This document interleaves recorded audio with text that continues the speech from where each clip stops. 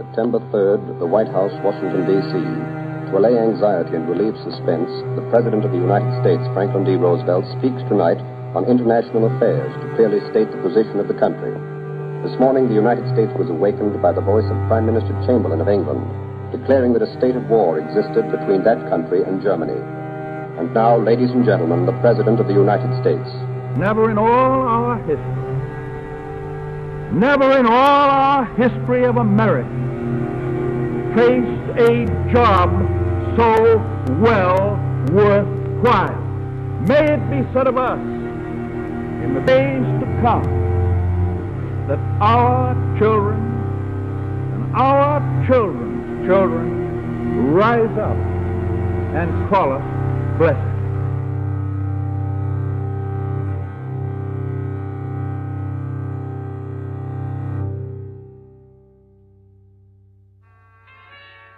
I was born in Kankakee on Wall Street, right across the street from Bird Park. Went to grade schools here, went to Kankakee High School, played football. My military career came pretty close because I was in the class of 1940. And I signed up with the Illinois National Guard in 1939. That's the only one they had in Kankakee. And that's what I joined because my friend was in it. He wanted me to join with him. So the whole Kankakee Guard left then in March 1941. So I'd only been out of school a short time. I went down to Tullahoma, Tennessee in the infantry. You kept hearing about the draft. And coming up to be 18 years old, I figured I would be drafted. Well, of course, I got my letter I knew it was to report to Chicago for a physical. So I went up to Chicago. They asked me if I wanted to be Army, Navy, or Marine Corps. And I said, oh, I want to be Navy. I was very avid about that because I had a friend or two in the Navy. And, I liked the uniform. So at that time, they lined up about 600 of us that were going into the Navy. And they put us on a train, and they sent it out to Farragut, Idaho, for boot camp. Eventually, I would have got drafted, so I preferred the Air Force, so I joined the Air Force, but it was the Army Air Force then, and you might have wound up in the Army, I don't know. I took a bunch of tests in Chicago and so forth, and they decided, well, I guess he's all right for the Air Force, I suppose. I was training to be a carpenter. I was an apprentice. And during that time, he wasn't making much money. And I came out making 22.5 cents an hour. That was a big thing during that time. I got a letter, and I went to Fort Huachuca, Arizona, and joined the Blue Helmet.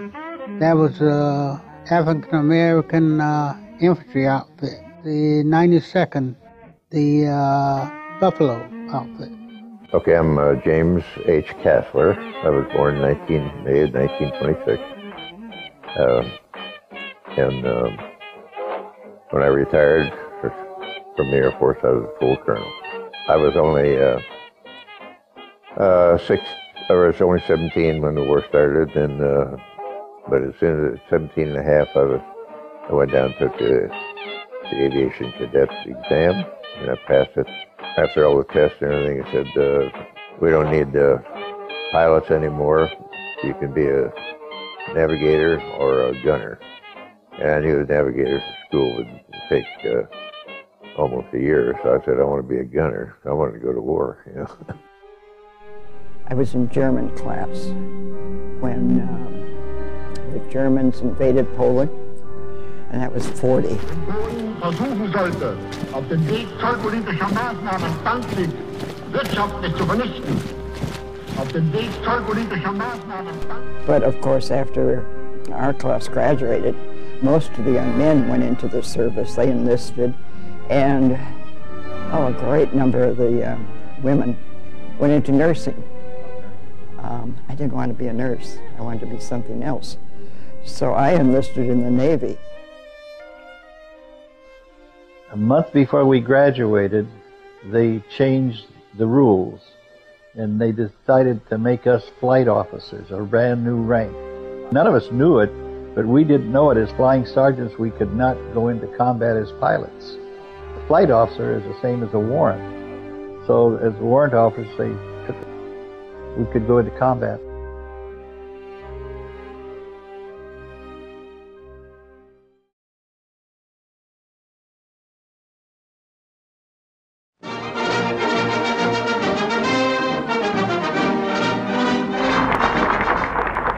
The big news story of this week is this.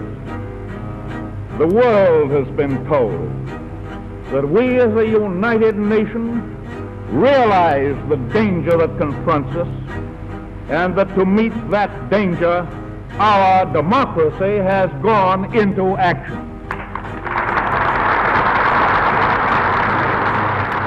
When I went into service, I was only 5'4", weighed 135 pounds. So they made me a tail gunner, and I went through gunnery school and ended up on Tinian Island, B-29 crew. I got in a few practice runs, but then we got 7 missions over Japan before the war ended. I was a bugler in the Army. That was the alert, the call out for action, wake them up in the morning, load the flags. The quartermaster furnished the front line with ammunition and groceries and clothes or whatever. In January of '43, I graduated from Schnoofield Mechanic School, went to Boise, Idaho, where they formed the 303rd Bomb Group, and from there they assigned me to an airplane. I became a flight engineer. Flight engineer is supposed to know all about the airplane. And also, in combat, he operates the 250 caliber machine guns in the top turret. That's his second duty. And yeah, if transfers gas, I pull the pins on the bombs. If landing gear doesn't go down, you crank it down. In a 17, everything was electrical, so you had a backup system. My training was, well, I spent 6 months at Schnoofield, for one thing. And when I got to Boise, we didn't have any B-17s for training. I think we had some airplanes where the engineer had to sit out and look out of the top to guide the pilot. It was a 2-engine airplane. And eventually we started getting some planes in. With the big Air Force, which was promised to us, wasn't there. There was very few B-17s or anything else involved. I mean, available. So we used what we had. The B-17 was called a Flying Fortress. It was put out by Boeing, had 4 engines. It was classified at the time as a real heavy bomber. Later on, B-29s coming in and so forth made it a much bigger bomber, but a B-29 was used mostly in the Pacific because of the long range that they had to fly. Well, I was what they would refer to as a deckhand. Scrape paint, stand watches at night or during the day. And my battle station was a 40-millimeter anti-aircraft gun. I was the first loader to put the shells into the gun. One of them would aim it this way, and the other one would go up and down. And then they had a guy in a little tub on the side, because there was two of those mounts. And they would point in, and he would actually had like a bicycle, and he would actually direct it at incoming aircraft. Our whole little group or company were sent to Florida, to Vero Beach, Florida. And that was a night fighter training base. We taught pilots to use radar to fly. That was when radar was, a secret weapon, actually. I remember on the base it had a great high fence all around that facility. No one could get in unless you were authorized. Well, the pilots that were, being taught had an instructor. They were given a problem, and they had to fly, probably in a circle, I guess. And the instructor then was the enemy, and he would fly. And by the student then, using the radar scope that he had, would try to intercept him. Now we, on the ground then, would be monitoring those problems. There was a glassed-in floor above us, and the officers could look down and see exactly what was going on. That whole operation, we lost about 1,000 sailors in a couple of days.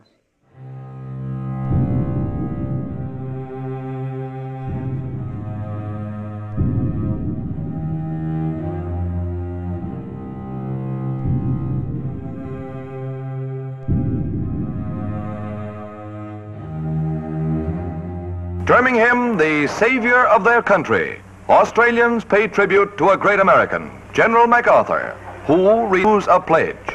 2 years ago, when I landed on your soil, I said to the people of the Philippines whence I came, I shall return. Tonight, I repeat those words. I shall return. In 1944, October of 1944, we got involved with the invasion of the Philippines. We stayed at general quarters till the sun come up, and we were released to go. I was headed down to get something to eat, and the alarm went off. Went back up to my battle station, and we heard that a Japanese fleet was behind us 30 miles, headed our way. When the fighters come in on you, well, that's it's like, boy, we got a game going here. You know, we're shooting at you, you're shooting at us. But the flak, there's nothing you can do about that. You just got to write into it, you know. I do remember when I went overseas the second time, I didn't think I was coming back. I thought you can't do it twice. And I was sure I was going to get killed the second time. That's what war is. And, you know, people get killed. And you might be one of them. So the Japanese started firing, and it was obvious that the gun I was on couldn't do anything. So I got down alongside of it, and I could see the Japanese, when they'd fire, those shells would go. So that went on for 2 hours. And of course, we were running, laying down smoke screens. And finally, a Japanese cruiser set off at 2,000 feet and just kept firing at us. And the order come down to abandon ship.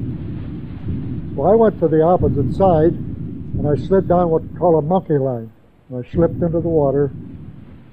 So I thought, the heck with this, so I start swimming away.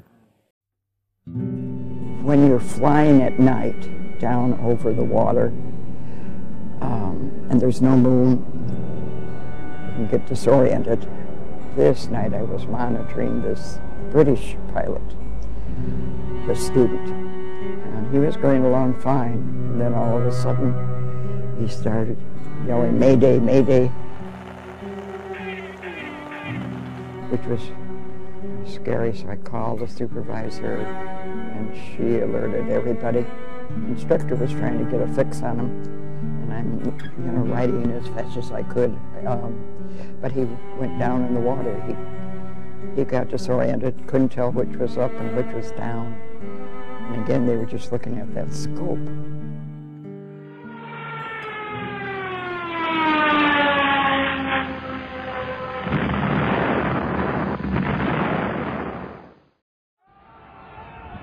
So I got out probably a couple of blocks or so. I turned around and looked. The ship was upside down. And I could see some guys running around on the bottom of that ship.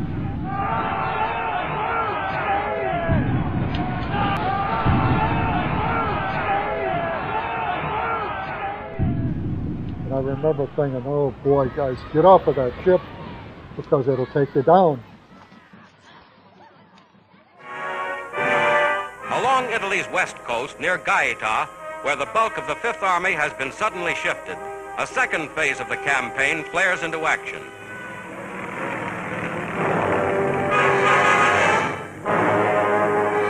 Driving through Minturno, Santa Maria Infante, and Terminoli, U.S. infantry moves toward a junction with forces 60 miles away at Anzio. We went to Anzio, and all we could do is peep out for 3 weeks, because if you didn't walk around, they had 8-8 would knock you down. Some people go and freeze up, and you have to beat them in the head or shake them. They get scared. But the average soldier, he get used to it and start looking out for yourself and other members. That's real life. So I got a little excited and I started swimming again until I got a little tired, and then so I come up and I see a Japanese cruiser sitting dead in the water. So that scared me. I didn't want to get around that, so I started swimming real hard again. All that day. And towards the evening I saw a bunch of guys with floater nets and the rafts. So I wanted to get to them in case they had something to eat or water. But just before I got there, some guy on the raft said, "Hey, there's a shark behind you." So I start splashing and kicking, and a colored guy come out to help me splash everything. And the shark must have veered off because obviously he didn't get me. We went to Lorient, and there was a large black cloud over the target. The reason for it was all spent flak. And we went into this area, and when we come back out, I looked in the left side, and number 1 engine was out. And I called the pilot up and says, "Number 1 engine's out." He says, "Look on the other side. Number 4 was out." Well, we were losing speed all the time because we couldn't keep up with the rest of the formation. And I believe we were leading, our formation was leading the other 3. So we'd fly, and then when the next group come up, we'd fly with them for protection. Then the next group and the next group. About halfway over the channel, our number 3 engine gave out. So we only had 1 left. The pilot, well, he told me to go back and tell the crew to jump. On bomb runs, it was serious. I had some magic working for me. I could shrink myself. I could make myself so tiny nothing could hit me. I wasn't much bigger than an ant sitting in that seat planet. So how was anything going to hit me if I was that little? Well, I knew not to drink seawater because some of the guys did, and they would get delirious, and they would make like, "I'm going to go down to chow," or "I'm going to go home," or whatever, and they would swim off. And you'll never see them again. But after the shark attack, when I got up to the floater neck, I lost it. I don't remember anything from that point until early the next morning. And they said they had quite a time hanging on to me because I was fighting. But I finally did come out of it. When I got back there, he rang the bell to jump. Well, there was one fellow that, in fact, he was an officer. He says, "Do I have to jump?" I says, "I don't give a darn what you do. Go up there and ask him. I'm jumping." And all the rest of them were looking at me. So I took my glasses off and threw them down. I was the first one to jump. I pulled the ripcord, and I was going to save this thing for a souvenir. And I looked down, and the parachute didn't come out. Yeah, the little canvas was a-flopping. So I didn't have much time.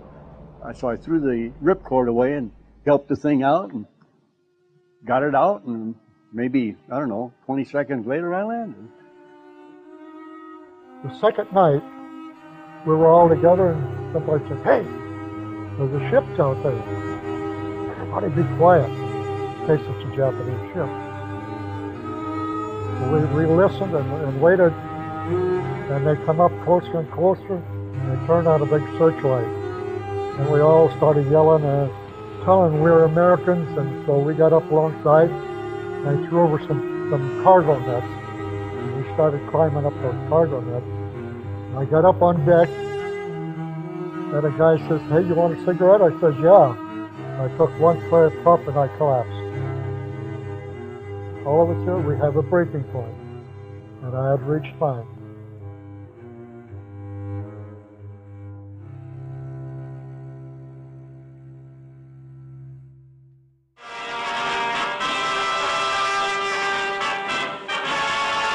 Closing in on Mount Suribachi on Iwo Jima, the 5th United States Marine Division fires on Japanese gun emplacements studding the mountain.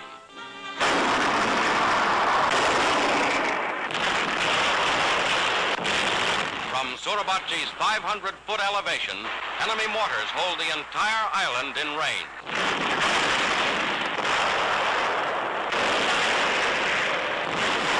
The Navy backs up land artillery, giving cover to the 40,000 Marines fighting on shore.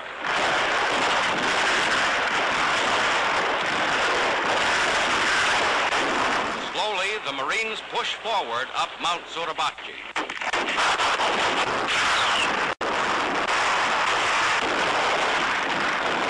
With enemy bullets inches overhead, wounded are cared for by medical corpsmen.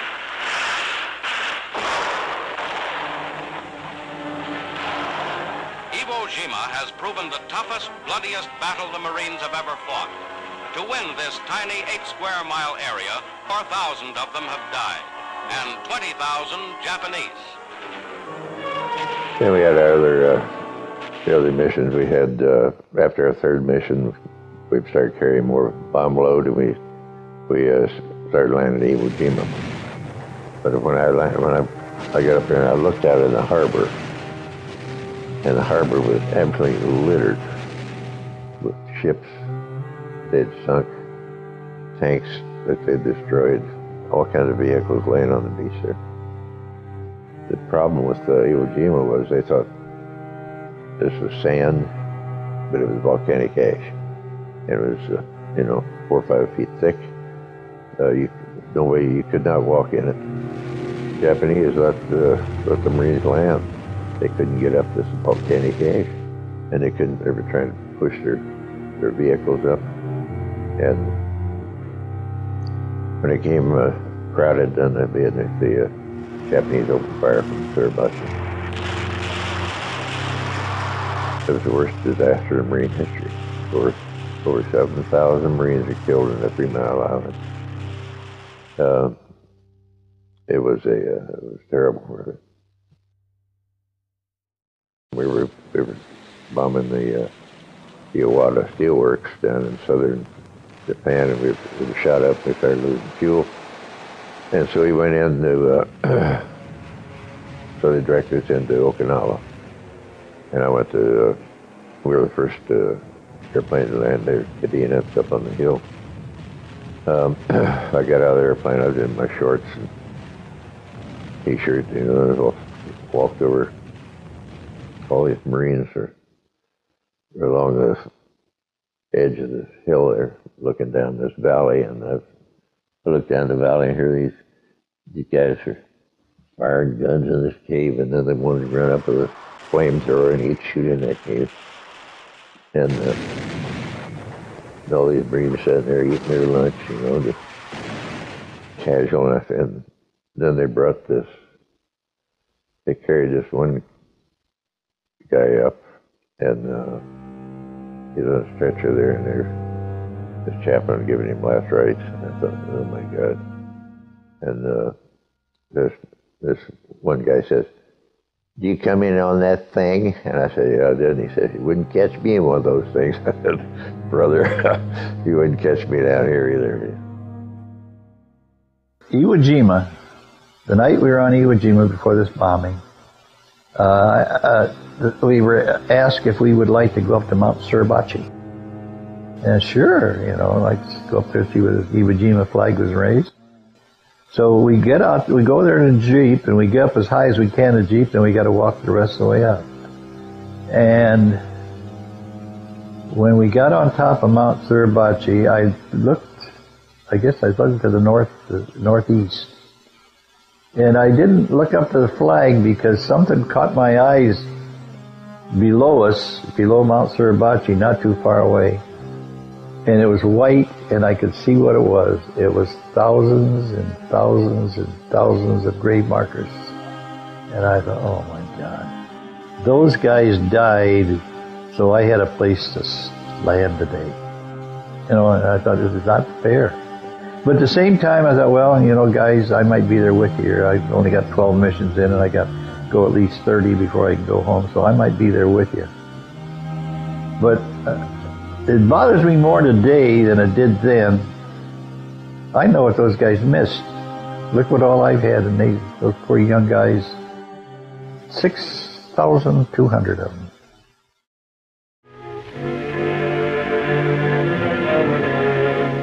Most dreadful of all the camps was at Buchenwald, where only 20,000 of the original 80,000 were found alive.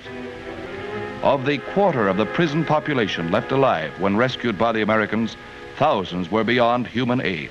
The spark of life ebbs fast in most of those still alive, but American medical men work desperately to save those they can.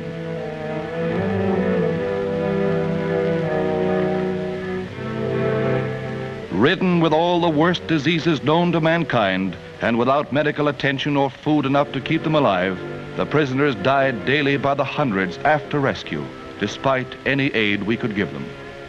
American officers rounded up civilians and forced them to atone, in a small degree, for what their countrymen had done.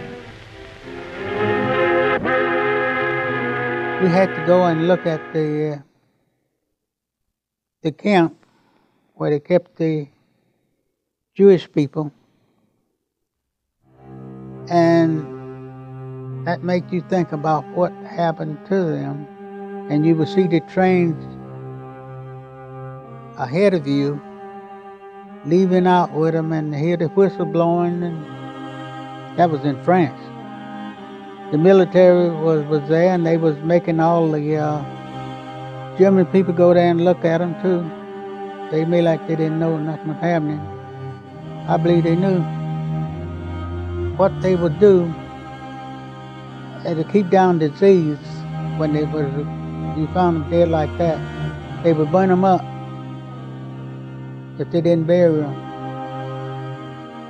They had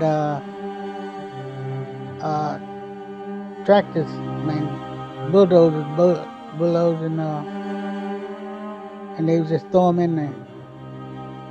That was the grave outfit.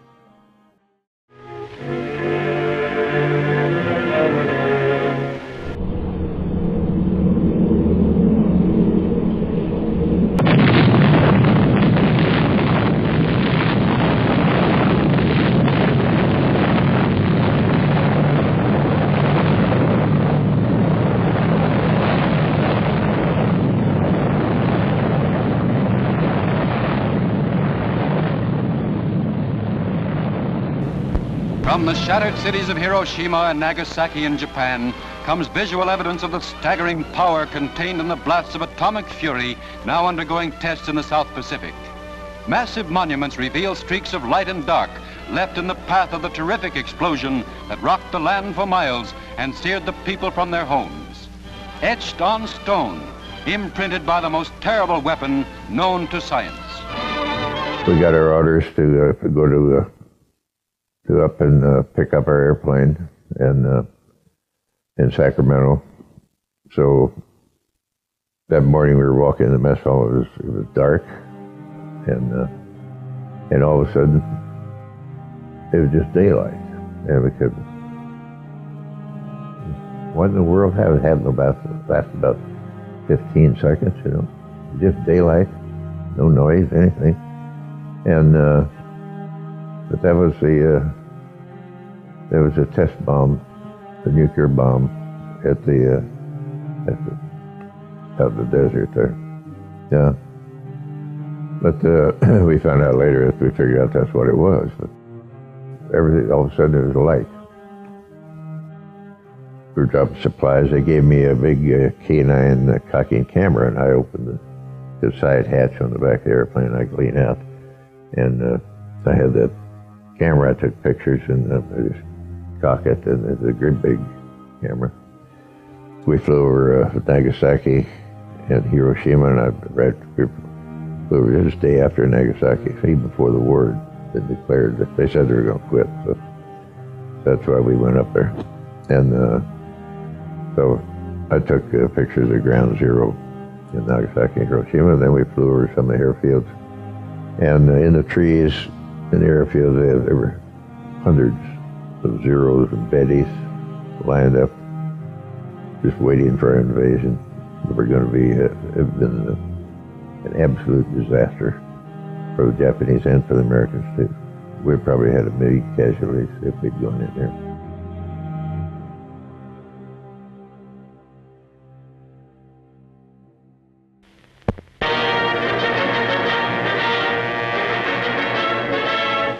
The Red Schoolhouse at Reims, France, as peace is signed with German General Jodl acting for the remnants of the Nazi government. Jodl, for a few hours, was the chief of staff of the German army, while de Fuhrer's successor, Admiral Dönitz, was strangely missing. This is the news that electrified the world: unconditional surrender. It seems hard for the Nazi Jodl, and it was, to admit his country's guilt and plead for mercy.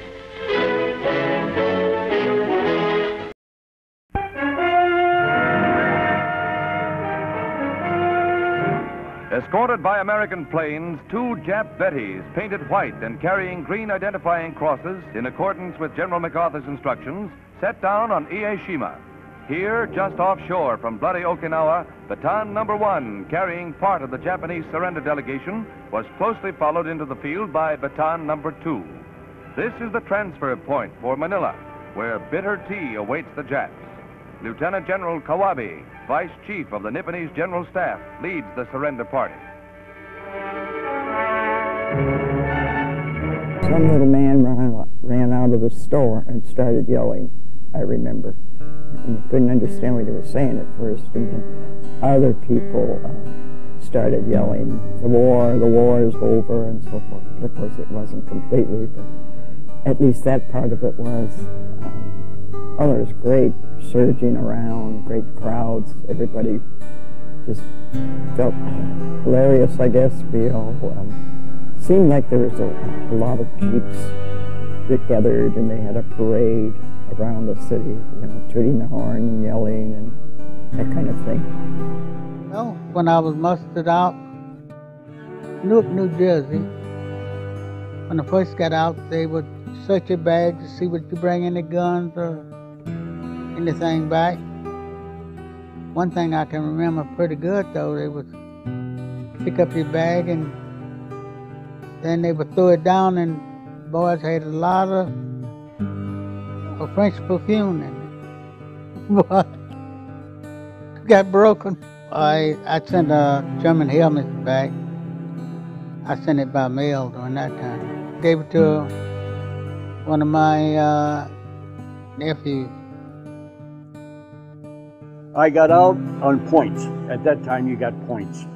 And I got out on points a month before Japan surrendered.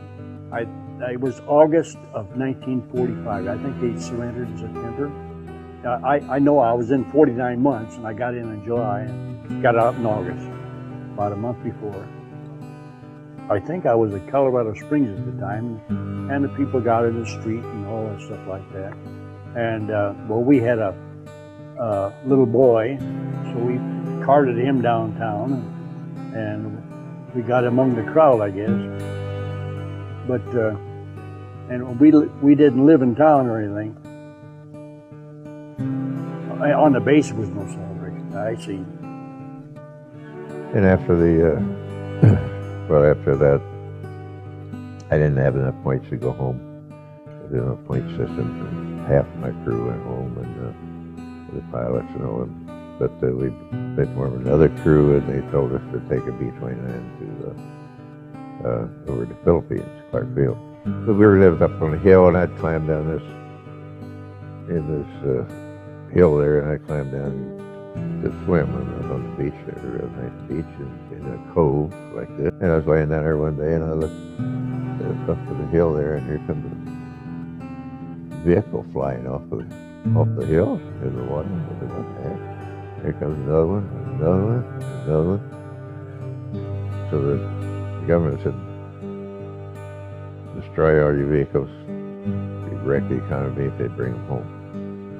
So they probably threw, there were 150 of our trucks and Jeeps off this. So this friend of mine, we went down, we stole a few Jeeps and we cranked them up into the Bombay of the B-29 and took them to the Philippines with us. Well, enough on Tinian when we heard they surrendered, a lot of guys running out shooting their 45s a year and all that, but they told us to knock that stuff off pretty soon. But no, it was, everybody was happy the war was over, I guess. I didn't let it go till just a couple of years ago. Don't know about that in the paper, but this Japanese guy that got in touch with me. Up until that time, I wouldn't buy anything Japanese. I wouldn't. That was the last. His town was the last town bombed during World War II, and I was on that bombing mission. And so he tried to get a hold of somebody who flew, and ended up being me. He came here with a Reader's Digest reporter from Canada. I thought it was going to really be awkward, but it wasn't. We both agreed that if somebody in his family had perished in that thing, that it would have never happened. We would never gotten together. Because I wouldn't have wanted to. He's retired now. He was 11 years old then. And he's very well educated. He's a chemical engineer. And this last email he sent me he said, well, I'll just tell you, instead of showing it, I'll tell you about it. He said that we're talking about the last day of the war, and he said, at that time, he said that my family, everything was still smoldering, and we were trying to go through the rubble to see if anything we could find. He said we were dirty, we were tired. He said we must have looked like war refugees. And he said, today, I and my 3 brothers all have 2 or more cars. Yeah, he said, and I travel to China and Japan 2 or 3 times a year. And he said, who ever thought 62 years ago that we'd be living like we are today? And at the end he said, time heals everything.